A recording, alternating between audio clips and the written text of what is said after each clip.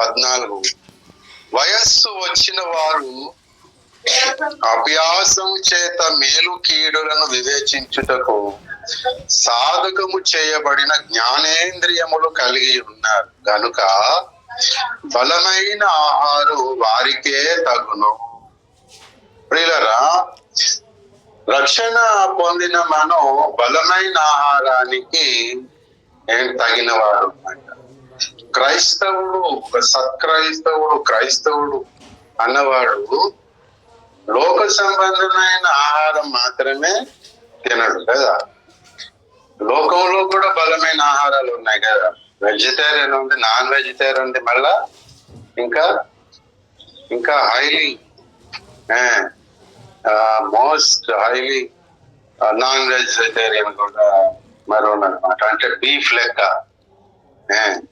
Beef తినాలంటే కొంతమంది BP వస్తుంది మాట. నాకు తినకపోతే బీపీ వచ్చేస్తా ఉంటుంది.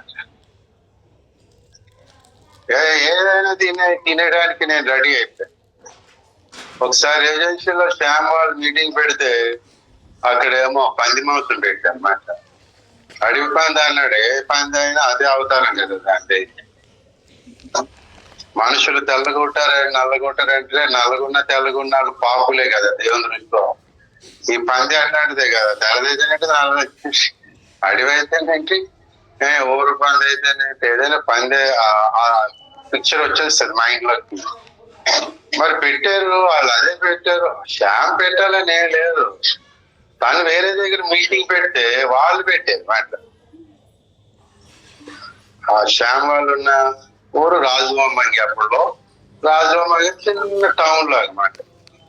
ఇక మళ్ళీ దానికి అదే ఏజెన్సీ అంటే అందులో మళ్ళీ లోపలికి ఒక 10 కిలోమీటర్లు వెళ్ళాం. మళ్ళీ లోపలికి అడిగి దైవజనులు వస్తున్నారు అని చెప్పేసి అడిగి పంది మీకు కోసి పెడతారు. దైవజనులు వెళ్తే అడిగి పంది అట వాళ్ళు మర్యాద. అది అడిగి పందండి, మీ ఊర్లో ఉన్న బురద పంది. సరేలే వాడిని ఎందుకు బాధ పెట్టడం అని తిన్నాను. టేస్ట్ గానే ఉంటారు. ఆ ముక్కలు తింటే ఫస్ట్ టైం నేను తింటుంటే నా పళ్ళు కదిలిపోతే ఏమనిపించింది మాట. గట్టిగా ఉంది. అంత బాగా బాయిల్ చేస్తే అంతేనట. అది అడవి పని కదా, దిట్టంగా ఉంటుంది అడవిలాగా. మరి తిన్నాను. అతి కష్టం మీద ఒక 4-5 ముక్కలు లాగించాడు మాట.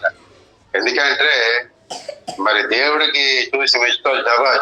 ఏదైనా తినేస్తారా పర్లేదు, సువార్త కోసం అని టైప్ అని చెప్పి అది తిన్నాను అనమాట. ఈ ఆఖరి ముక్క తింటుంటే అది ముందుకు వచ్చింది. పంది ముందుకు వచ్చింది నా దృశ్య ప్రపంచంలోనికి. ఊర్లో ఉన్న పంది కాదు, అది పంది వచ్చి చూస్తుంది అన్నమాట. నేను దాన్ని చూసి ఇదేంటి ఇప్పుడు వచ్చింది ఆఖరి ముక్క ఇది అని చెప్పి కళ్ళు మూసిన తర్వాత ఆగి చేతి కలిగించాను. ఇక లోపల సెన్సేషన్ బయలుదేరుతుంది, ఫీలింగ్స్ బయలుదేరుతున్నాయి అంటే వామిట్ కి.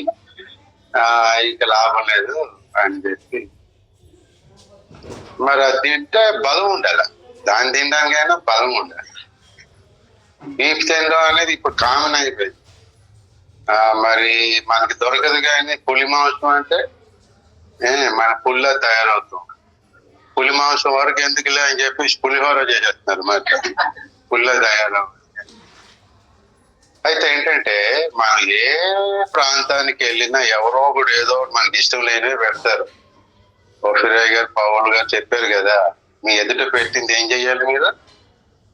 తినాల్సిందే. ఇక వాళ్ళు అదే పెడతారట వాళ్ళు. ఇక మన దేవుడు ఎప్పుడైనా చైనా పంపిస్తాడేమో, హాంకాంగ్, ఇదే జపాన్ పంపిస్తాడేమో అని ఇప్పటి నుంచే రెడీ అయిపోయి.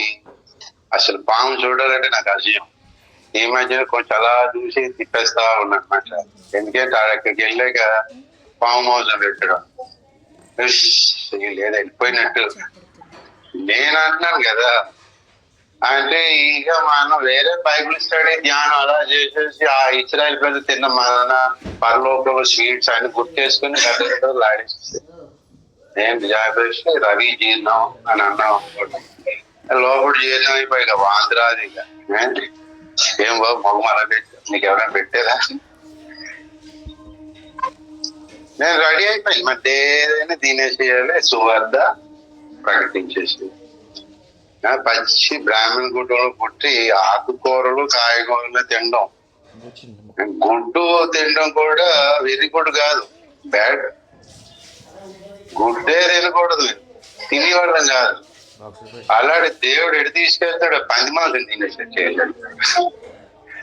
వెళ్ళరా దేవుడు మాకి చెప్తానట్టు వెళ్ళు. మరి పంది అంటే పావునైనా తింటాను. రుచిగా వండాల్సిందా, రుచిగా ఉండకపోతే కోడి కూర అయినా వేస్ట్. అంటే ఎందుకు చెప్తున్నా ఇప్పుడు ఈ మాంసం కోసం? ఈ లోకంలోనే బలమైనవి అనిపించే, బలహీనమైనవి అనిపించే ఆహారాలు రెండు అవసరమే. అలాగే ఒక మనిషికి దేవుడు అన్ని రకాలైన ఆహారాలు పెట్టాడు. అలాగే క్రైస్తవుడికి కూడా దేవుడు మరి బలమైనవి బలహీనమైన ఆహారాలు కూడా దేవుడు పెట్టాడు. పాల వంటి, పాలతోనే మిమ్మల్ని పోషించి తిన అన్నాడు. అది బలమా బలహీనమైందా? పాలం బలమైందా? ఎక్కడున్నావమ్మా? మరి ఆ బ్యాగులో 1000 రూపాయలు తీ, తప్పు చెప్పింది. పాలు అనేది బలహీనమైన, అప్పట్లో మీకు బలము చాలకపోయినందున పాలతోనే పెంచి తిని అన్నట్టు కొరింథీయులు. వాళ్ళు జ్ఞానములు, ఉపదేశములు, ఐశ్వర్యవంతులు, ఏ వరము కూడా వాళ్ళకి లోపం. అన్ని వరాలు ఆ సంఘంలో ఉన్నాయి. మరి జబ్బు చేస్తే డాక్టర్ దగ్గరికి వెళ్ళక్కర్లేదు, ఎవడో ఒకటి దగ్గరికి వెళ్తే స్వస్థత ప్రార్థన చేసేస్తాడు. మరి అన్ని వరాలు ఉన్నాయి, కానీ వాళ్ళకేమో ఇప్పుడు పాలు అయ్యే అవసరం అయింది. 30 సంవత్సరాలు రక్షణ పొందాక మీకు ఇప్పుడు పాలే, అన్నముతో ఇప్పుడు మిమ్మల్ని పెంచలేను, బలమైన ఆహారం మీకు తగదు. ఎందుకంటే కక్షలు, భిన్నాభిప్రాయాలు, కలహములు, అసూయ, ద్వేషములు ఉన్నప్పుడు పాలే అవసరం. ఇవేంటంటే రోగం ఉన్నట్టు మాట కదా, ఇవంటే రోగం ఉన్నట్టు. రోగికి బలమైన ఆహారం పెట్టచ్చ? రోగికి తేలిక పాటు కదా. వాడు ఎంత పెద్ద బాడీ బిల్డర్ అయినా ఆపరేషన్ చేస్తే ఏం చేయాలా? బీరకాయ పెట్టాలి. ఆ అన్నం కూడా కొంతమందికి బాగా పిసికేసి అట్టిపండు ముద్ద చేసినట్టుగా వాడికి పెట్టాలి. నవలకూడదు, అప్పుడు జీర్ణమైపోవాలంట లోపల. బీరకాయ అంతా మృదువుకుంటది, ఆ అన్నమే మృదువు. మళ్ళీ అది పిసికేసి కొంచెం గ్రైండ్ కూడా చేసేసి ఎంత బలహీనమైపోయాడు అంటే లోపల అట్లాంటి జబ్బులు సంపాదించాడు కదా. జ్ఞానములు, ఉపదేశములు, ఐశ్వర్యవంతులేమో కానీ కొరింథీయులు అసూయ, ద్వేషాలు, పగ, కలహములు, కక్షలు ఉన్నప్పుడు లోపల జబ్బులు చాలా ఉన్నాయి. కాబట్టి తేలికపాటి ఆహారం ఇస్తేనే వాళ్ళు బ్రతుకుతారు. ఆ టైంలో లేనిపోయిన మరణాలు చెప్పాం అనుకో, చచ్చిపోతారు అన్నమాట. కాబట్టి విశ్వాసుల స్థితి బోధకుడు గమనించి ఏం చేయాలి? జాగ్రత్తగా భూమి పెట్టాలి. అమ్మలాగా అమ్మ దగ్గర 3-4 పిల్లలు ఉంటారు. జబ్బు చేసినప్పుడు ఒకలా పెడతారు, ఆరోగ్యంగా ఉన్న వాళ్ళకి ఇంకొకలా పెడుతుంది కదా అమ్మ. నేనైనా అంతే, మీరు కూడా అంతే.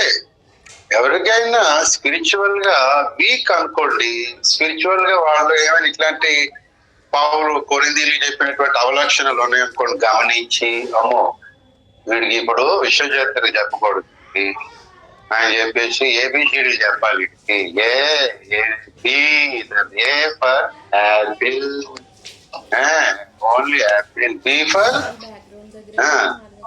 బటానీ, బీ ఫర్ నాట్ బీఫ్ కదా, బీఫ్ వెళ్ళిపోగా banana, B for banana, it's very smooth అలా పెట్టాలన్నమాట. ఇక ఎవడు దొరికాడు అలాగైతే వీళ్ళకంట జీర్ణించుకోలేరు కొంతమంది విషయాలు. కొన్ని విషయాలు సంఘంలో జరిగినవి అలాగైపోయిందా మరి అలాగ అవుతారా? దేవుడు ముందే చెప్పాడు. అలాగ అయినప్పుడు నువ్వు జీర్ణించుకొని పీస్ ఆఫ్ మైండ్ తో నువ్వేం చేయాలని దేవుడు చెప్పాడు అది చెయ్యాలి. ఆయన స్ట్రాంగ్ ఫెలో అన్నమాట. అదేదో జరిగిపోగానే ఇలాగైపోయిందా మన కుటుంబంలో, అది పోయిందా, అంత కాంకేశం అని గాబరా పడిపోతూ ఉంటాడు. చూసిన వీడు చాలా వీక్, మరి పాలు వంటి మాటలు చెప్పాలి వాడికి. యెహోవా ఇచ్చనే యెహోవా తీసుకొనును అని యోబు గురించి చెప్పామనుకో, వాడు అప్పుడే పురుగులు పడి చచ్చిపోయినట్టు ఫీల్ అవుతుంది. వాడికి అలా చెప్పుకోడు. దేవుడికి ఇస్తే మన దేవుడికి రూపాయి ఇచ్చాడు, దేవుడు మనకి ఎంత ఇస్తాడు చెప్పండి? అంతేనా? ఆ పక్కన సున్నలు అంటడమే 10, 100, 1000 ఇస్తాడు. అంత బ్యాంకులు వేసేస్తుంటారు కొంతమంది. మళ్ళీ లక్కీ స్టోరీ దగ్గరికి వద్దామా, ఏమనుకోకండి. 50 రూపాయల చీర ఈ రోజు ఎంత అయిపోయి ఉంటుంది? అటో ఇటో ఒక అంగి తీసేయాలి కదా, అది 10 రూపాయలు అయిపోయి ఉంటుంది ఏమో ఈ రోజుకి. అలాగంటే అలాగుంటది. లక్కీ స్టోర్ అంటే బాగుంటది కదా చాలా మందికి. మనం కానీ రేమాన్ షాప్ కి వెళ్దాం పదా, బట్టలు తీద్దాం అనుకుంటున్నాను నీకు, వీడేమో లక్కీ స్టోర్ అనుకుంటాడు, వాడు అనుకుంటాడు రేమాన్ షాప్ కి వెళ్దాం పదా. రేమాన్ షాప్ కానీ చాలా ఖరీదు ఉంటుంది కదా. రేమాన్ షాప్ షర్ట్ ప్యాంట్ షూటర్ పంప తీసి అని చెప్పేసి కంగారు పడిపోతాడు. మనం రేమాన్ షూప్ అది కాదు ఇటు వెళ్దాం అంటే లక్కీ. వాడు మంచి పేరే పెట్టాడు. ఆ గుడ్డ కొన్నాక మీ లక్కీ. గుడ్డ కొన్నాక ఉతికితే రూమాయిలు అయితే అవుతుంది, లేకపోతే అది చీరలోంచి పోయి పైన అది పరదా అయినా అవ్వచ్చు. నీ లక్కీ మీద ఉంటది. చాలా మందికి అది పరదా అవ్వదు కానీ రూమాయిలే అవుతుంది. కాబట్టి లక్కీ అనగానే జనాలు చాలా మంది ఉన్నారు. ఎందుకంటే పాలు తాగే పిల్లలు అక్కడే ఉంటారు. రేమాన్ షాప్ లో అయితే ఎవరు ఉంటారు? బీఫ్ తిన్నర్స్ ఉంటారు. గోల్డ్ షాప్ లో అందరూ ఉంటారా? మరి చేపల మార్కెట్ దగ్గర ఎంతమంది ఉంటారు? దేవాలయ స్ట్రీట్ లో ఎక్కువ ఉంటారా, లేకపోతే మెయిన్ రోడ్ లో ఎక్కువ మంది జనాలు ఉంటారా? దేవాలయ స్ట్రీట్ అవసరం కదా దేవాలయం. ఆ తర్వాత చూడు, ఆ దేవాలయానికి వెళ్ళాలన్నా ముందు మెయిన్ రోడ్కి వెళ్ళాలి కదా. చిన్నపిల్లలు అందరూ ఎక్కడ ఉంటారు? మెయిన్ రోడ్ లో ఉంటారు. పెద్దవాళ్ళు అందరూ ఎక్కడ ఉంటారు? మన రోడ్లు వీధులు అన్ని వాడించుకోవాలి. ఇలాగా తిరిగేయడమేనా అక్కడికి. కాబట్టి ప్రియులరా 30 సంవత్సరాలు విశ్వాసం, కొరింథీ విశ్వాసాలు కదా. అయినా వాళ్ళు ఎవరట? పాలు తాగే పిల్లలు. అంటే ఎంత ఆశ్చర్యం అండి. నాకు కూడా భయం వేసింది. నేను కూడా అందులో ఉన్నానా ఏంటి, ఎందుకు వీళ్ళు పాలు తాగే వాళ్ళు చక చక చక చక చక చక చక మెడిటేషన్ చేసి స్పీడప్ అయిపోయింది. మరి నాకు వాయిస్ వచ్చేలా వాయిస్ తెచ్చేసుకుంటున్నాను. మరి శారీరకంగా అయితే మనం వాయిస్ తెచ్చేసుకోలేం కదా. మీసాలు పెట్టేసారు టోఫీర్ గారు చిన్నప్పుడు. ఇప్పుడు ఆయనకి అని చెప్పి ఆయన 50 సంవత్సరాలు వచ్చేసినట్ట. 5 సంవత్సరాల టైంలో మీసాలు పెట్టారు. దూది పెడితే నాకు మీసాలు వచ్చాయని ఎలా అంటున్నాడు. ఆయనలో గాలి ఎగిరిపోయింది. 50 సంవత్సరాలు అనుకున్నారు ఆయన, మళ్ళీ 5 దిగిపోయారు ఆయన. మీసాలు పెట్టి గడ్డలు పెట్టేస్తే ఏజ్ పెరిగిపోతుందండి. శారీరకంగా మన వయస్సును మనము పెంచలేం, కానీ ఆధ్యాత్మికంగా మన వయస్సును మనమే పెంచుకోవాలి. పెంచుకునే ఆ అవకాశం మన చేతికి దేవుడు ఇచ్చాడు. కానీ వయస్సు వచ్చిన వారు ఏం చేయాలన్నాడు? బలమైన ఆహారం. వయస్సు వచ్చిన వారు నువ్వు వయస్సు తెచ్చుకోవాలి. మరి పెద్దోళ్ళలాగా ఆలోచించాలన్నాడు పౌలు. చిన్నప్పుడు నేను చిన్న పిల్లవాని వలె. కొరింథీయులకు రాసిన మొదటి పత్రిక 13వ అధ్యాయం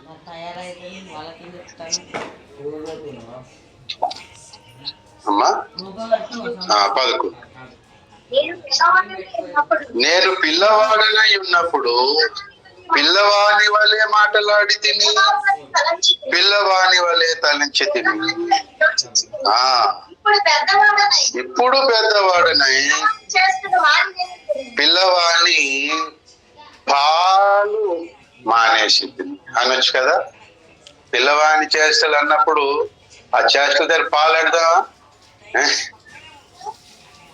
పాలు వేడుదచ్చు, పిల్లవాని వల్ల పాలు మానివేసి తిని అని చెప్పాలి. పాలు మానివేసి తిని కదా ప్రియులారా. కాబట్టి వయస్సు తెచ్చుకోవడం అనేది మన చేతుల్లోనే ఉన్నది. నీ ఆలోచన విధానాన్ని బట్టి ఉంటది. నువ్వు నీ ట్రీట్మెంట్ బట్టి ఉంటుంది, నువ్వు బిహేవియర్ బట్టి ఉంటుంది. వాళ్ళేమో పెరుగుతా మళ్ళీ టచ్ మంచి చిన్నపిల్ల అయిపోయాడు, మళ్ళీ పెరుగు మళ్ళీ చిన్నపిల్ల అయిపోతుంది, మళ్ళీ చిన్నపిల్ల అయిపోతుంది. ఆఖరికి ఏమో ఉయ్యాల్లో పడేసారు, ఉయ్యాల కార్యక్రమం బాలసాల కార్యక్రమంలో పడేసారు, పాలు తాగి శిఖరం ఉండరా. ఎంత విషాదము కదా. ఇప్పుడు నేను ఇంత ఉన్నాను, 6 అడుగులు ఉన్నాను అనుకోండి, మరి సడన్ గా మన బెంజమైన అంత అయిపోయినా అనుకోండి. నేను వచ్చాను, ఎవడన్నా నువ్వు పక్కెళ్ళ పాస్ గారి సీట్ అది అంటారు. వాయిస్ మాత్రం నేనే రవిసారథిని మిమిక్రీ చేస్తున్నాడా. కూర్చోవలసింది పోయి నిలబడతాడు అంటే బెంజమిన్ టైం చేస్తాడు, నిలబడాలి. మా పాస్ గారు ఎలాగైపోయారు. ఇప్పటికే మా పాస్ గారి గురించి మేము చెప్పుకోలేకపోతున్నాం. ఆ తర్వాత ఇప్పుడే ఈ సైజ్ ఎలాగైపోయాడు. మా పాస్టర్ అంటే ఏమంటాడు ఎవడైనా, ఏదో సండే స్కూల్ కూడా కాదాడు వాడికి ఈ పాస్టర్ అంటే ఎగతాలు చేస్తారా లేదా. ఎంత విషాదం అండి మనకి, మన సంఘానికి. ఏదో పాస్టర్ ఎంత మరుగుజ్జోళ్ళ తయారయ్యాడు, అప్పుడు ఫోటోలో అంతగా కనిపించాడు.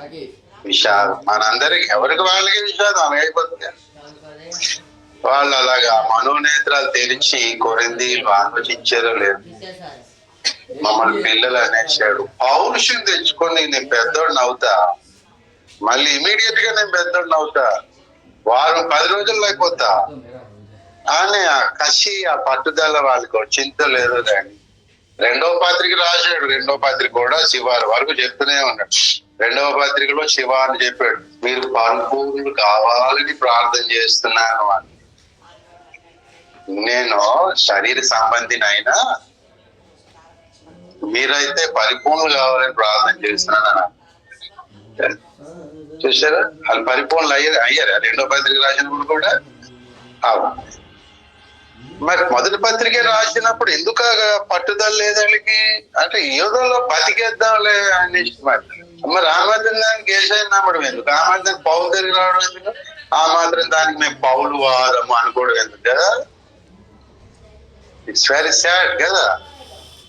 కాబట్టి ప్రియులరా, బైబుల్ గ్రంథంలో కూడా మనకి ఎన్ని ఆహారాలు కనబడుతున్నాయి. 2 రకాలైన తేలికపాటి బలహీనమైన ఆహారం ఉంది, అలాగే బలమైన ఆహారం కూడా ఉన్నాయి. నువ్వు బలమైన ఆహారం కూడా మాత్రమే తినాలి అన్నట్టుగా దేవుడు ఒక ప్రవక్తను మనకు గురువుగా ఇచ్చాడు. ఈ వాఫిర్ మినిస్ట్రీస్ లోనికి తీసుకొచ్చాడు. మినిస్ట్రీలో చిన్న పొరపాట్లు జరుగుతాయి. అంత మాత్రాన బలమైన ఆహారం వదిలేసి బలహీనమైన ఆహారం దగ్గర పోకూడదు. హోటల్కి వెళ్ళాము, ఆ హోటల్లో ఏవో సర్వర్స్ దగ్గర ఏవో లోపాలు జరిగాయి. అది మంచి హోటల్లో వదిలేసిపోతామా? అవసరమైతే 2 మాటలు బుద్ధి చెప్పి జాగ్రత్త పట్టించిరా అని చెప్పి అక్కడే ఉంటాం కదా. ఆ కామన్ సెన్స్ ఇక్కడ ఎందుకు ఉపయోగించరు? అదే దుష్ట శక్తి ప్రేరేపణ. కొంతమందికి ఆ చిన్న పిల్లలుగా ఉండడమే ఇష్టం. మెట్టుకు మనం బలమైన ఆహారం తినడానికే ఇందులోకి వచ్చి యావత్ సార్వత్రిక సంఘం అంతటినీ కూడా బలమైన ఆహారం తిన్నట్లుగా మనం చేయడానికి ఉన్నాం. దేవునికి స్తోత్ర. అదొక మన రెస్పాన్సిబిలిటీ, మన బాధ్యత. మన బాధ్యత. కాబట్టి బలమైన ఆహారం ఎవరికి అన్నాడు? సాధకము చేయబడిన జ్ఞానేంద్రియములు కలిగిన వారికి కదా. మళ్ళీ మూల వాక్యం తిరగండి, ఎబ్రీ పత్రిక 5వ అధ్యాయం 14.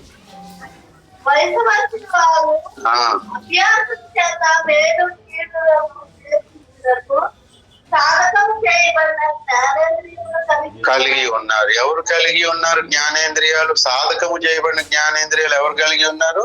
వయస్సు వచ్చిన వారు. ఆ వయస్సు వచ్చిన వారికి ఇవి ఎలాగ వచ్చేసాయి? అభ్యాసం, ఎక్సర్సైజ్ అయింది. నాకు ఎక్సర్సైజ్ అయింది కదా. సాధకము చేయబడిన జ్ఞానేంద్రియాలు అందరికీ ఉంటాయి, కానీ సాధకము చేయబడిన జ్ఞానేంద్రియాలు అందరికీ ఉండవన్నమాట. సాధకము చేయబడిన జ్ఞానేంద్రియాలు కలిగిన వారేమో బలమైన ఆహారముకు యోగ్యులు. ఇప్పుడు మనం ఏసై ఆహారం తింటున్నాం, బలమైందా బలహీనమైందా? అది చాలా బలమైంది కదా. తింటే అటు ఇటు అన్నట్టు అయిపోతాం. అయితే బలహీన రోజులు సావడం, లేకపోతే బలమైన ఏజులాగా నడిచేస్తాము. అటో ఇటో తేలుతుంది మరి అలాంటి ఆహారం. కాబట్టి మరి ఇప్పుడు బలమైన ఆహారం వారికే తగును, బలమైన ఆహారానికి వారికే యోగ్యత ఉంది అంటే మిగిలిన వారికి యోగ్యత లేదు. మరి ఈ విశ్వాసులు, ఈ ఎవ్రీ విశ్వాసులు కూడా ఎలాంటి వారు అన్నాడు? వీళ్ళు కూడా అట్లాంటి వాళ్ళే కదా, పాలు తాగిన వాళ్ళే కదా. 12వ వచనంలో ఏమన్నాడు?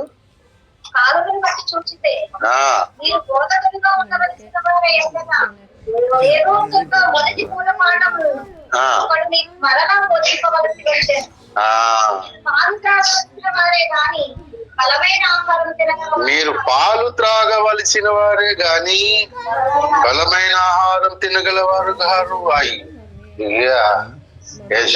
ఎందుకండి మనిషి పుట్టి ఏం తినకూడదు అంటే పెద్ద అయ్యేంత వరకు పాలే తాగాలంటే.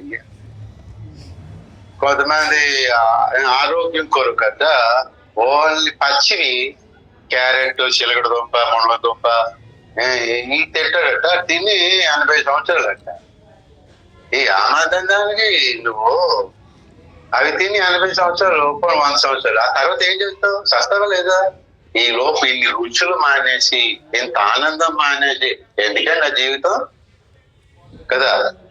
జీవించిన కొన్ని దినాలైనా చక్కగా రుచులన్నీ అనుభవిస్తే, అందరితో పాటు ఆనందిస్తే. పెళ్లికి వెళ్ళాము, వీడేం తెచ్చుకుంటాడు? క్యారేజ్ లో 4 ముళ్ళంతో బ్లాకులు, 4 ఏమో వేప రొట్ట, వేప ఆకులు, అంత కషాయం మాట, నెలలో ఆకులు తెచ్చుకొని, 2 ఏమో దుంపలు తెచ్చుకొని పరా తింటుంటే మేకేంట్రా ఇక్కడికి వచ్చింది అనుకోవాలి. ఇదే మనుషులున్న చోట, మేకలున్న చోట వాడు స్వీట్ తిండట, హాట్ తిండట, వెజ్ తిండు, నాన్ వెజ్ తిండి, పచ్చి అవే తింటాడట. 80 సంవత్సరాలు. ఎవరికి కావాలి అది వయస్సు? ఏమో తెలియచాడు. ఆనందం ఉందా నలుగురితో? ఏమైనా లేదు. ఆ పచ్చి దుంపలు తింటా ఉంటే మరి 2 వేసే అన్నట్టుంటది. ఏమైనా రుచిగా ఉంటాయి. చూడు, ఆనందం లేదు అసలు. మనం ఏం తిన్నా ఆనందించడానికే తినాలి, అది లేదు. దానికి 80 సంవత్సరాలు సాధించాడట. డాక్టర్ వెళ్ళిపోయి అన్నమాట స్కెల్టన్ లాగా. ఏంటంటే ఎవడికి ప్రయోజనం కాదు. ఆ ముళ్ళ దెబ్బలు, చిలకడ దెబ్బలు తినేసి పరుగులు ఎత్తుతాడా? ఓ బియ్యం బస్తా మొయిలపాడు మోస్తాడా? పని నీళ్ళ దారిని తెస్తాడా? వాడితోటి వాడే తీసుకెళ్ళలేడు. ఎందుకంటే వాడి వింటే ఒకవేళ అలగుంటుందంటే ఛీ అని చెప్పేసి మళ్ళీ మన ఆహారంలోకి రావాలా. అందుకే మాట ఇలాగ అన్నా.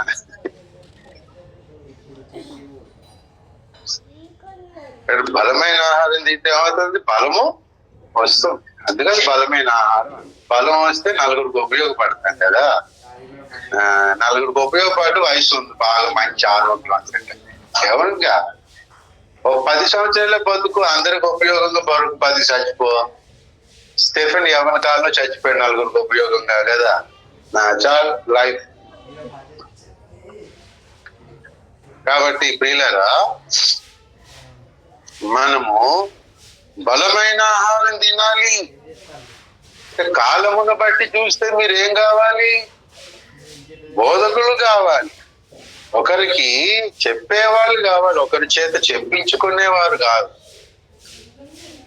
మంచి చెడుల విషయంలో, తప్పుల విషయంలో, ప్రవర్తన నియమావళి విషయంలో ఒకరికి చెప్పగలగాలి తప్ప చెప్పే స్థితి ఉండాలి. మనం చెప్పడం అంటే నోటి మాటతో చెప్పడమే కాదు, ఆ బ్రతుకు ఉండాలి. చెప్పించుకోవచ్చు. అంటే నువ్వు తప్పుగా ప్రవర్తించొద్దని, అలాగే అజ్ఞానంతో ఉండదు అని. తప్పుగా ప్రవర్తించినా పెద్దోడైనా చెప్పించుకుంటారు కదా. అలాగే వాడు చిన్నపిల్లలాగా ఇంకా ఉన్నాడు అనుకోండి అజ్ఞానంతో, వాడు చెప్పించుకున్నట్టే. చెప్పించుకునే స్థితిలో ఉండడం పిల్లలు చెప్పే స్థితిలో, జ్ఞానములో గాని ప్రవర్తనలో గాని చెప్పే స్థితిలో ఉంటే, నువ్వు నాకు చెప్పేదంటే నీ పదవి నువ్వు చూసుకో అని చేయడం అనుకోండి, మనం అప్పుడు చెప్పించుకున్నట్టు. అంచేత ఆ స్థితికి ఉంటే బలమైన ఆహారం. ఆ స్థితికి లేవనుకోండి, ప్రార్థన విషయంలో, ఒక సువార్త విషయంలో, ప్రేమ చూపించే క్షమించే విషయంలో, జనరల్ గా చెప్తున్నారు, ఇవి మనం చెప్పించుకుంటాం అనుకోండి, అంటే మన పాలు తాగే పిల్లలు అని మెట్టుకు ప్రియులరా. జ్ఞానేంద్రియాలు అందరికీ ఉంటాయి, కానీ జ్ఞానేంద్రియములు ఉన్న క్రైస్తవులు అందరూ కూడా బలమైన ఆహారానికి పాత్రలు కాదు. మరి ఎవరు పాత్రలు అన్నాడు? సాధకము చేయబడిన జ్ఞానేంద్రియము అన్నట్టు. అంటే ఎవరికి వాళ్ళే వారి జ్ఞానేంద్రియాలను సాధకం చేసుకోవాలి. దేవుడు జ్ఞానేంద్రియాలు ఇచ్చాడు, దాని పనిని మనం చూసుకోవాలి, దాన్ని ఎక్సర్సైజ్ చేయాలి. ఆరోగ్యంగా ఉండాలంటే అది మన చేతుల్లో ఉందా, దేవుడి చేతుల్లో ఉందా? ఆరోగ్యం నడవడు, కొన్ని పనులు చేస్తా ఉంటే శరీరం కొంచెం తిట్టపడుతుంది. ఎక్కడికి కదలకుండా కూర్చుని తింటే వాడు మగోడే కానీ మీసాలు గడ్డలు పెంచాడు కానీ వాడిని ఇలా పట్టుకున్నాం అనుకోండి మెత్తగా ఉంటాడు కదా. ఓ 4 అడుగులు అడిగానే వేసాడు అనుకోండి, కాలు పీకేస్తుంటే అలవాటు లేదు. కొంతమంది నడిచి కిలోమీటర్లు వెళ్ళిపోతా ఉంటారు, కొండలు ఎక్కిపోతా ఉంటారు కొంతమంది. మరి కొంతమంది ఏం చేస్తారు, కొండలు ఎక్కిపోతా ఉంటారు. మరి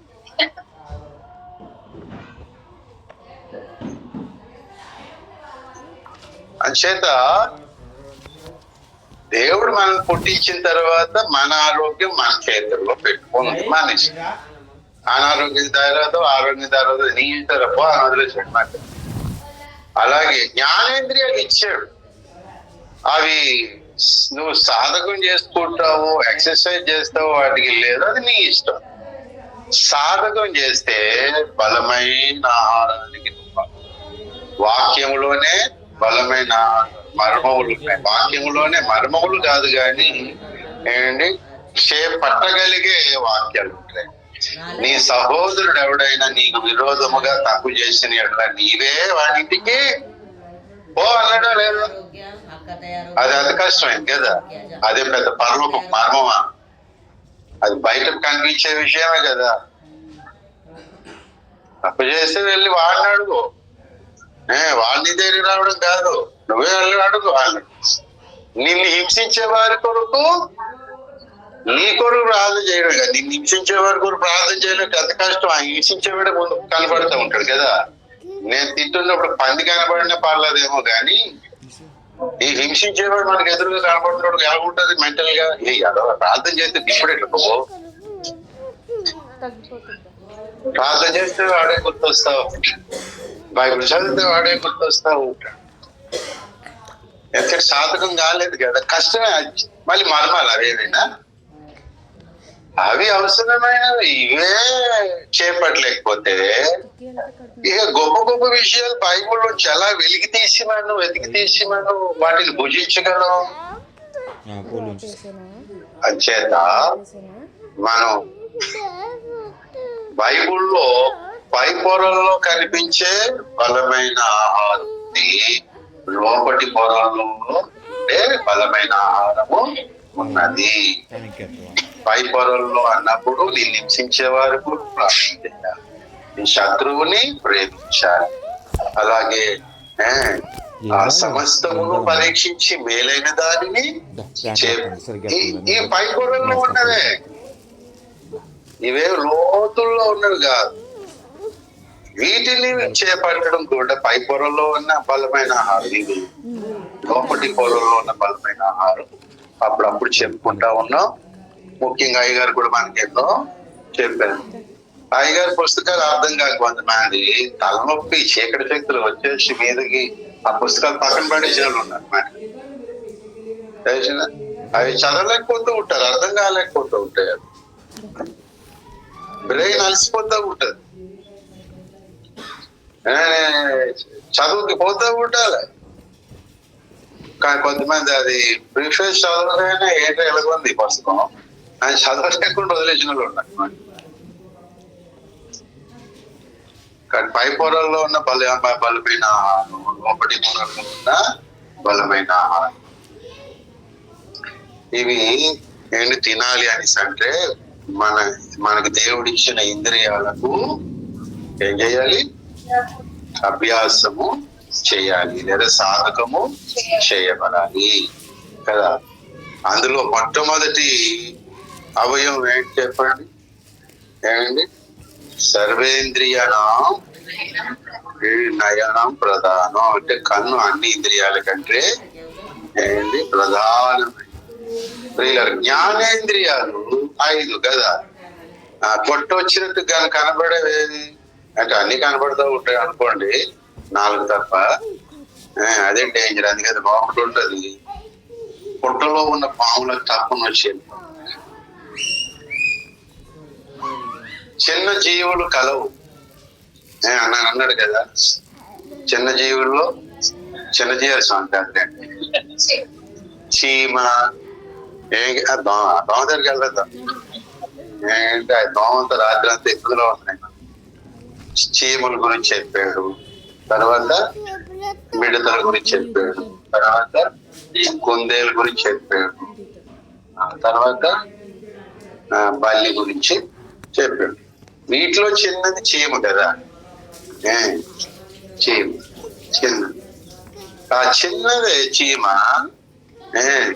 దాని దగ్గర జ్ఞానం తెచ్చుకోవాలి, చిన్నది. అలాగే మన అవయవాల్లో కన్ను కూడా చిన్నదైనా పెద్దదా? చెయ్యంతో కన్ను, ఈ చెయ్యంత కన్ను ఉందనుకోండి, ఇక అందరికీ ఉంటే అది అలవాటు అయిపోతుంది. కానీ ఒకరికి ఎవరికాలు స్పెషల్ గా పుట్టాడు అనుకోండి, భయపడతారు కదా.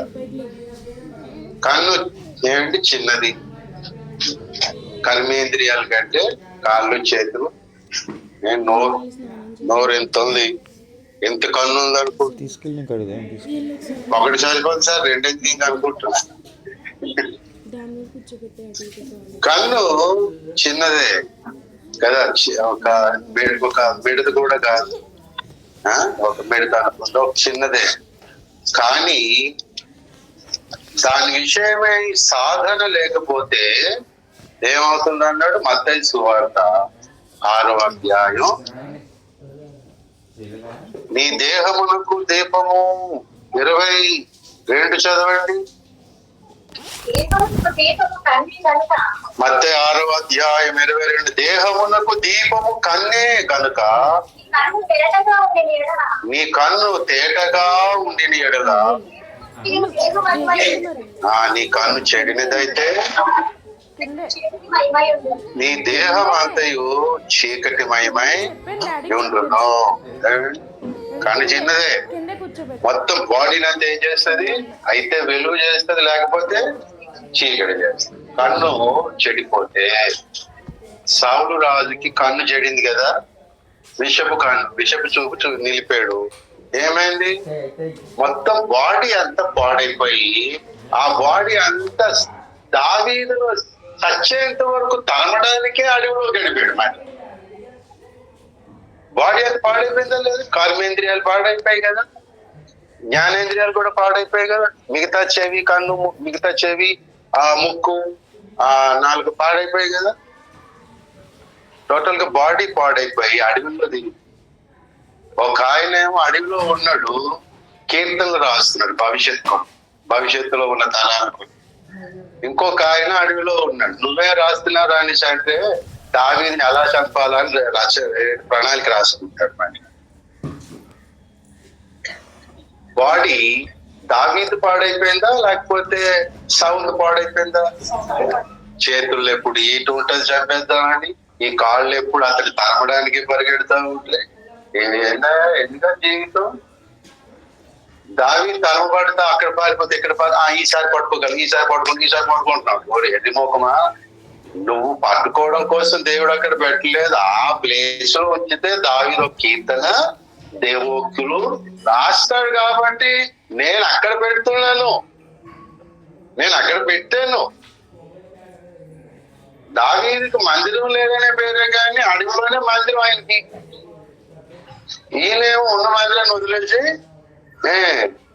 మందిరాన్ని కూడా అడవి చేసేసాడు. మందిరం సాగు టోటల్ గా బాడీ చీకటి అయిపోయిందా లేదా సాగులు. మనకు తెలిసిన వ్యక్తి కాబట్టి అని చెప్పుకుంటే ఎప్పుడు సౌలు దావీదేనని అనకండి. మళ్ళీ వేరేవైతే రిఫరెన్స్లకి వెళ్ళాలి. అందుకని ఎవరైతేనేంటి ఎగ్జాంపుల్ కి కదా, ఏ రాయి అయితేనేంటి అదా ఇప్పుడు అదే అప్పుడే ఏంటండి నోరులోని కర్మేంద్రుల దగ్గరికి వచ్చినట్టు అలాగా బాడీ చూశారు ఏమైపోయింది, ఎటు పరిగెట్టింది, ఏం చేసింది చేతులతో. మన కళ్ళు చెడిపోతే మన బాడీ చేతులు పాడవుతాయి కదా. అవి కొని అని ఇవి కొని అని అప్పులు చేసేసి చేతులతో అన్ని చేస్తాం. ఈ చేతులతో మొబైల్స్ ఆన్ చేసేసి లేకపోతే అన్ని సర్చింగ్ చేసి బాడీ పాడైపోతా ఉంటది కదా. దానికి నిద్ర లేక అక్కడికి పరిగెట్టి ఎక్కడికి పరిగెట్టి ఏమో చూసాం, అందులో దిగి పరిగెడతాం అట్లా అక్కడికి ఇక్కడికి ఏంది కదా. బాడీ అంతా ఏమవుతుంది, ఒక చిన్న అవయవం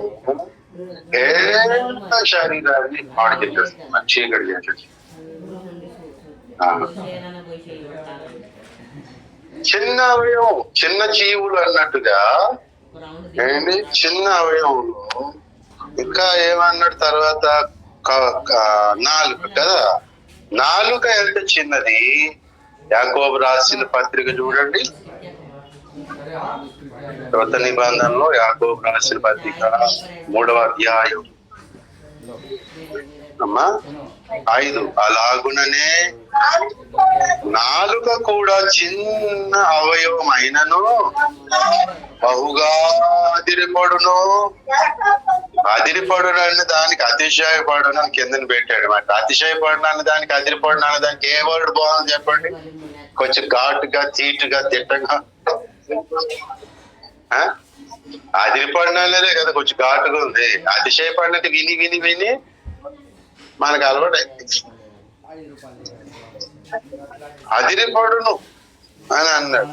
కొంచెమే కాని అది చిన్నదే కాని బహుగా అదిరిపడును. ఎంత కొంచెము నిప్పు ఎంత అడవిని తగులు పెట్టు. నాలుక అగ్నియే. నాలుక మన అవయవములో ఉంచబడిన పాప ప్రపంచమై సర్వ శరీరమునకు మాలిన్యము కలగ చేయొచ్చు. ప్రకృతి చక్రమునకు చిచ్చు పెట్టను. అది నరకము చేత. ఈ అగ్ని ఎక్కడి నుంచి వచ్చింది? నరకంలోంచి వచ్చింది. మరి నాలుకలోకి చిన్న నాలుగే ప్రకృతి చక్రానికే ఏంటి చిచ్చు పెట్టదు. ప్రకృతి అంతా ఇలా పాడైపోవడానికి ముందు నాలుగే కదా. ఏదైనా తోటలో ఆ మాటలే కదా, ఆ నాలుగే కదా. వీళ్ళరా నాలుక గురించి మనం ఎన్నోసార్లు విన్నాం, కానీ చిన్నదే. దానికి సాధన చేయకపోతే మొత్తం సంఘాలు ఏం చేస్తాయి? కుటుంబాలనే ధ్వంసం చేసి పారేస్తా ఉన్నాయి. ఇప్పుడు చాలా మంది బోధకులు మరి ఏవేవో బోధించి సంఘాలు ఏమైపోయాయి ఇప్పుడు? దుర్బోధుల చేత పాడైపోయాయి. కానీ ఆ సేవకులు అనుకుంటున్నారు బాగున్నాయి అని అనుకుంటున్నారు. అలాగూ మరి పౌలు కట్టిన సంఘాల్లో బోధలు బాగానే ఉన్నాయి, కానీ వారి నోటి మాటలు వారి నాలుకల వల్ల కూడా ఏమైంది? సంఘాలు పాడైపోయాయి. నాలుగు అంత డేంజర్ మాట. అది అలాగూ పాడు చేస్తా ఉన్నాయి అనేసి అంటే ఒకసారి 2 సార్లు ఏదో తెలియక జరిగిపోతుంది, కానీ కంటిన్యూస్ గా అలా జరుగుతుంది అంటే అర్థం ఏంటో తెలిసిన. అది నరకంలోంచి వచ్చి అగ్ని నాలుగు మీద పడింది. నాలుక అగ్నియే, అది నరకము చేత చిచ్చు పెట్టకూడదు అని అన్నాడు. ఎంత భయంకరం అది. ఈ నాలుగు ఇలాంటిదని ఈ కళ్ళు తెరవబడక నేను నాలుగుకి అవకాశం ఇస్తా ఉంటారు. అందుకే లేఖనం పైన ఉన్న బలమైన ఆహారాన్ని తినాలి అనగా సమస్తమును పరీక్షించి మేలైన ఎవడేం చేస్తే అది వినేసేయడం, ఎవడేం చెప్పి వినిచి మనం మాట్లాడేసేయడం. మరి దీని వల్ల ఏమవుతుంది? సంఘము పాడైపోయే ప్రమాదం, కుటుంబాలు పాడైపోయే ప్రమాదం జరుగుతుంది. కాబట్టి మేలైన దానిని చేపడు అనడానికి ప్రియులారా, మరి వినుట చెవి కూడా చిన్నదే కదా, అది అరచేయి అంత ఉందా, ఏదైనా ఉదర భాగం అంత ఉందా, పొట్ట అంత ఉందా? ఇక్కడ పొట్ట పెరిగినట్టు ఇలా కొంతమందికి ఇది కూడా ఇలా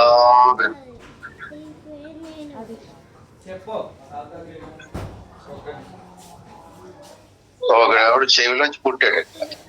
పురాణాల ప్రకారం ఆ పాస్ట్ గారు అన్నారు, మరి ఆ చెవి కడుపు వచ్చి ఎంత పెద్ద అయి ఉంటుందో అప్పుడు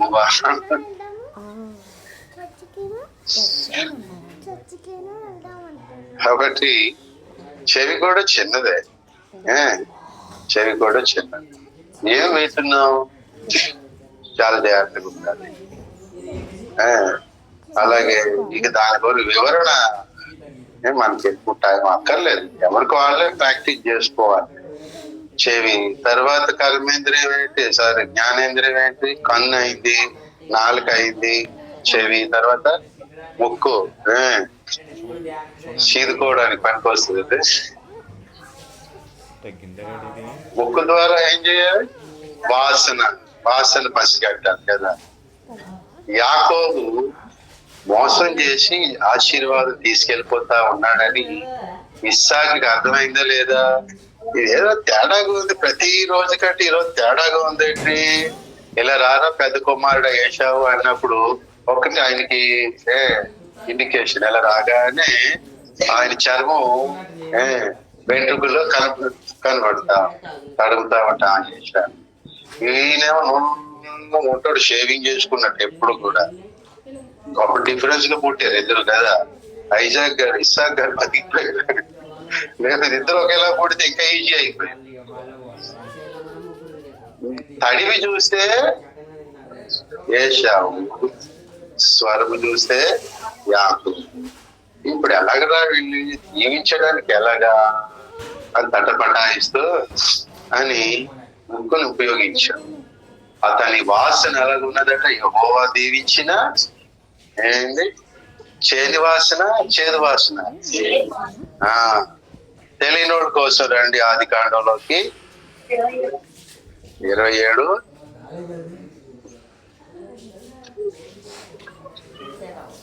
27వ అధ్యాయం బాబు 27 ఈజీ రిఫరెన్స్. అతడు దగ్గరకు వచ్చి అతన్ని ముద్దు పెట్టుకొనెను. అప్పుడు అతని వస్త్రములను వాసన చూసి అతన్ని దీవించి ఇట్లా యాకోబును దీవించినప్పుడు ఏం చూశాడట? వాసన. అతని వస్త్రాలు ఎలాగున్నాయట? ఏమండి? దేవుడు దీవించినట్లు ఉన్నాయి. నా కుమారుని, ఇదిగో నా కుమారుని సువాసన చేని సువాసన వల్లే ఉన్నది. యెహోవా దీవించిన చేని వాసన ఒక్క ఇస్సాకు విత్తనం వేసి పంట సంపాదించినప్పుడే తెలిసింది. భూలోకంలో ఎక్కడ చేని వాసన, ఏ వాసన వస్తుంది? పసర వాసన వస్తుంది కదా. ఎలాంటి వాసన వస్తుంది? అండ్ ఆ చేను ఏముంటది దాని వాసన కొంచెం పసరు వాసనగా ఉంటది, వస్తే పీల్చగలుగుతుంది. ఇప్పుడు ఏది వాసన పీలుద్దాం అయినా ఏది వాసన మనకు ఏదో ఫీల్ అయిపోవడం. యెహోవా చేని వాసన భూమి మీద ఎక్కడా లేదు, ఒక్క ఇస్సాకు పంట వేస్తేనే వచ్చింది. అది అనుభవించాడు మాట. ప్రతి సంవత్సరం ఒక 3 పంటలు వేయడం, ఆ వాసన అలవాటు అయిపోయింది. ఇస్సాకి అలవాటు అయిపోయి ఇలా రాన దగ్గరికి అన్నాడు. ఇంకా దగ్గరికి రా అన్నాడు మాట. దగ్గరికి రాగానే మంచి వాసన, దేవుడు దీవించిన వాసన. ఒకసారి నాకు చెప్పారు, ఒకసారి నాకు కలిగింది ఏంటంటే మా ఇంట్లోకి రాగానే బ్యాడ్ స్మెల్ నా రూమ్ లో. నాకు అర్థమైపోయింది, ఇక్కడ మంత్రశక్తులు ఎవరు వదిలేరు, మంత్ర ప్రయోగాలు చేశారు నా రూమ్ లో అని నాకు అర్థమైపోయింది. ఎలాంటి బ్యాడ్ స్మెల్ అంటే భరించలేము. అది యూరిన్, మోషన్ ఎంత మిక్స్ అయిపోయి అదొక రకమైన దుర్వాసన వస్తుంది. ఆ దుర్వాసన వచ్చిందంటే అర్థం మంత్ర ప్రయోగాలు మన ఇంట్లోనో మన దగ్గర జరిగిపోయిందని అర్థం. ఏంటి స్మెల్ అని చెప్పేసి నువ్వు అగరొత్తులు, రూమ్ ఫ్రెషనర్ కొట్టే అనుకో టపా కట్టేసినట్లే టపాలు తోచేసాడు.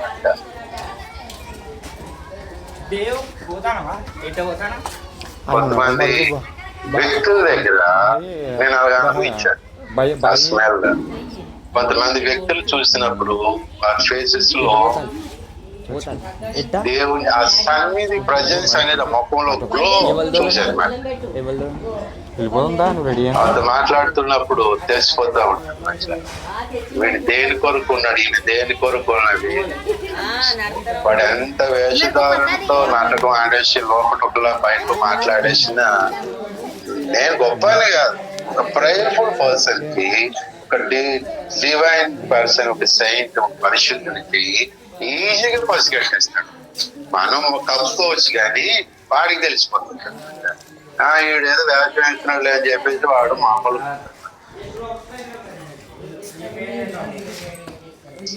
కాబట్టి ప్రియులరా, మనం అన్యజనులు వలె ఈ ముక్కుతో ఈ లోక సంబంధమైన వాటినే వాసన చూస్తే వారికి మనకి తేడా ఏమి లేదు. పైపెచ్చి చచ్చిన వారితో సమానం కదా. అన్యజనులు చచ్చిన వారే కదా, పసిపిల్లలు ఆ దేవుని దృష్టిలో. ఇక మనం అలాగను కూడా అనుకోవాల్సి వస్తుంది అన్నమాట. ఈ బాల్య స్థితిలో నుంచి మీదికి రాకపోతే ఆ బాల్య స్థితి నుంచి ఏమైపోతాం, మనం అన్యజాతి చచ్చిన స్థితిలోకి వెళ్తాం అన్నమాట. కాబట్టి దేవుడు ఈ రోజు ఒక న్యూ ఇయర్ స్టార్ట్ చేయడానికి ముందు ఈ రెండింటిలో దేవుడు మనల్ని హెచ్చరిస్తున్నాడు అన్నమాట. ముగింపులో దేవుడు హెచ్చరిస్తున్నాడు, నువ్వు ఫస్ట్ తారీఖు కల్లా నువ్వేమైపోవాలని అంటే నువ్వు వయసు వచ్చే దానిలో ఆ జనుల వెంబడిస్తూ ఉన్నవాడు అయి ఉన్నాడు. ఎందుకంటే అది వెంటనే సాధకం చేసేలే కదా ఈరోజు మార్మర్చిపోతుంటే. కానీ వయస్సు వచ్చు నేను ప్రజల వెంట ఉన్నాడు, ఆ మార్పులు ఉన్నాడు ఆ దేవుడు అనుకుంటాడు, అవకాశం ఇస్తాడు సాధనకి. కాబట్టి ఎప్పుడు వీళ్ళరా ఈ జ్ఞానేంద్రియాలతో మనం బలమైన ఆహారం తీసుకున్నట్లు వాటిని అభ్యాసంలో సాధనలోనికి తీసుకురావాలి. అలాగే చర్మం కూడా, చర్మం చిన్నది కాదు, పెద్దదే కదా, మొత్తం అంతా బాడీ అంతా బాగుంటుంది. చర్మం స్పర్శ జ్ఞానం కదా కలగజేస్తాం. మనకి ఏది దెబ్బ తగిలినా, ఏ దోమ పుట్టినా, ఏగ ప్రాకినా, ఏమైనా కూడా మెలకు వస్తుంది, వెంటనే మెలకు వస్తుంది. అలాగనే ఆత్మీయ జీవితం కూడా ఆ మెలకు రావాలి. స్పర్శ వలన అంటే నువ్వు దేవుని సన్నిధి అనుభవిస్తున్నావో లేదో తెలుసుకోవాలి. నేను కొన్నిసార్లు అనుభవించలేకపోతే దేవుణ్ణి అడిగి ఏడ్చేవాడిని, సన్నిధి నాకు రావట్లేదు. కొన్నిసార్లు దేవుని సన్నిధి అనుభవిస్తుంటే ఈ శరీరాన్ని తెలిసిపోతా ఉంటుంది నాకు.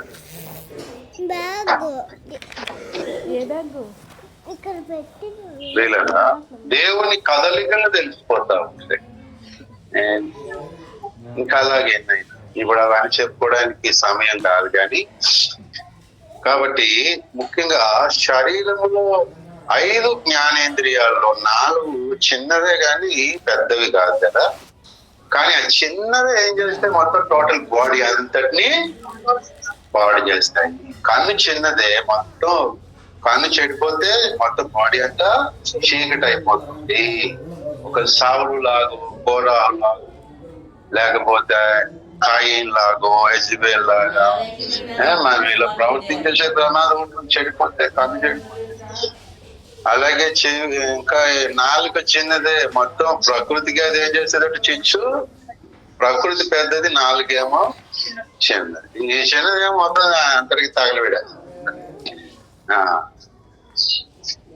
అలాగే వినువారికి మేలు కలుగునట్లుగా మీరు రుచికరమైన మాటలే పలకాలి.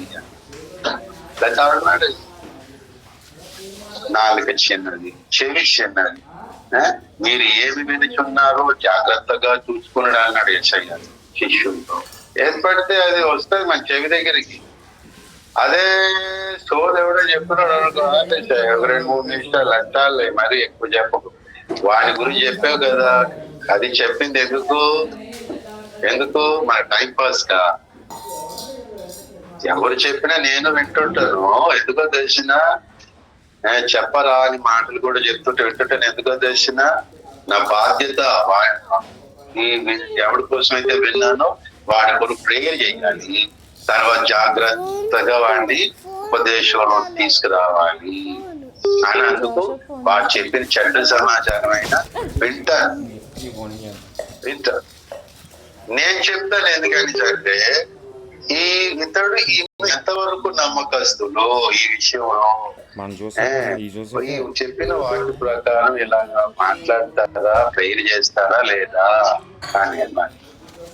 అలాగే ఏమండి, మన చెవిని పడతా ఉంటా, ఎవరెవరో ఏవో చెప్తా ఉంటారు.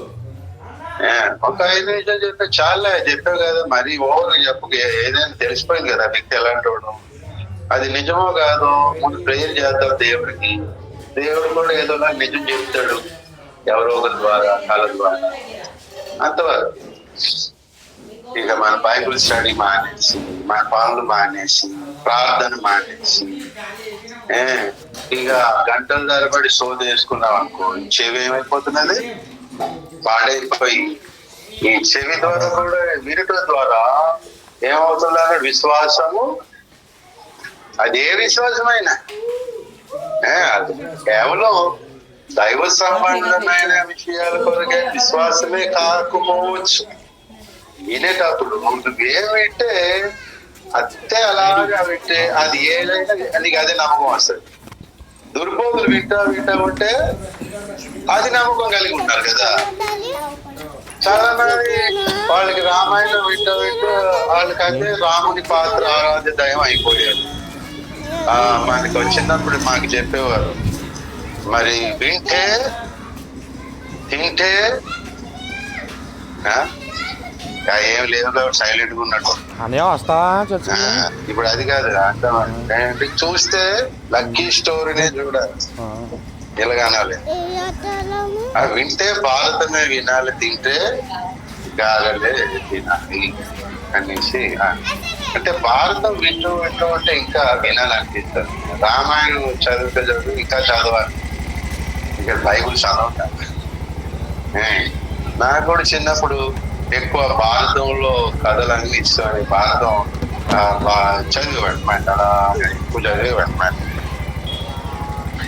ఆ తర్వాత ఏంటి అన్ని మంది దేవుడు దేవతలు చెప్పేసి ఆయన ఉద్దేశం. ఎవడు ఏది అదే వింటా ఉంటే ఏమొస్తుంది దాని మీద నమ్మకం. అలాగే అవ్వను పాడు చేసేయడానికి ఎన్ని రోజులు ప్లాన్ వేసి ఒక గంట మాట్లాడు, మా అయితే ఒక గంట మాట్లాడుంటాడు. విన్నదా లేదా? విన్నది. విశ్వాసం మారిపోయిందా లేదా? దేవుని నుంచి సైతాన్ మీదకి వచ్చిందా లేదా? ఒక గంట వింటే వినటం వల్ల ఏమవుతుంది? బ్యాడ్ ఆర్ గుడ్ తర్వాత మంచిగా చేయడం, కానీ నమ్మకం అయితే వచ్చేస్తుంది. నాకే కాబట్టి ఏది పడితే అది వినేసి నమ్మేయొద్దు. ఇదిగో వినండి అవసరమైతే, కానీ నమ్మొద్దు. బైబిల్ ఏమంటుంది? పరీక్షించండి. పరీక్షించకుండా నమ్మేమనుకో ఏమవుతామంటే మనం కూడా ఒక సర్పం, మనం కూడా దుష్ప్రచారాలు దుర్బోధులు ఏమైనా మాట్లాడటానికి ఎంత డేంజర్ అంటే నమ్మగానే నోట్లో 4 పని చేయడం మొదలెడు. నైట్ రమ్మన్నారు పరీక్షించి నువ్వు నమ్మలేదనుకో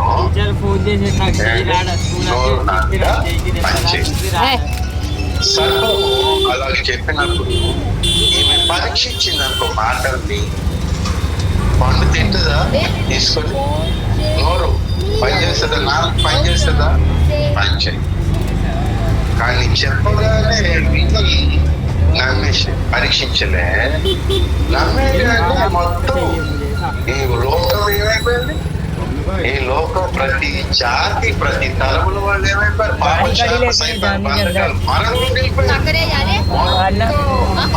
జాతిని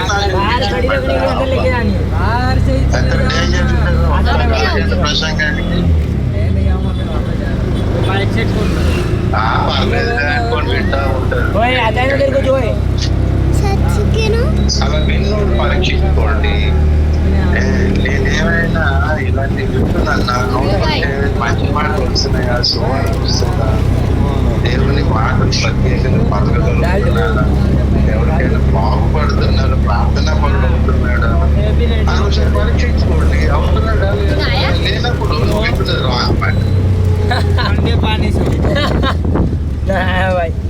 మన ఆత్మీయ జీవితానికి మనం ఈ పాటి శ్రద్ధ వహించితేనే మనకి ఏమంటున్నారు? బలమైన ఆహారము మనకు తగు. ఇప్పుడు వేసే బలమైన ఆహారం ఏమంటే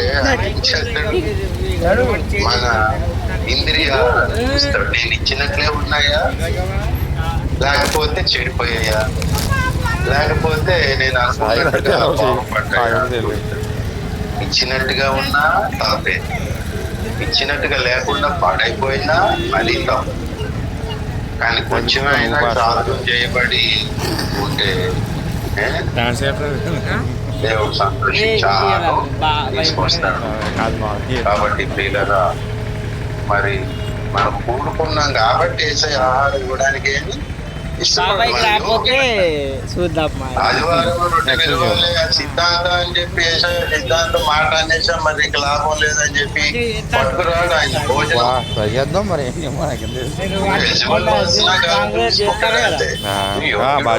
తగినవాడు కాబట్టి ఆయన దేవుడు ఏం చేస్తుంటాడు?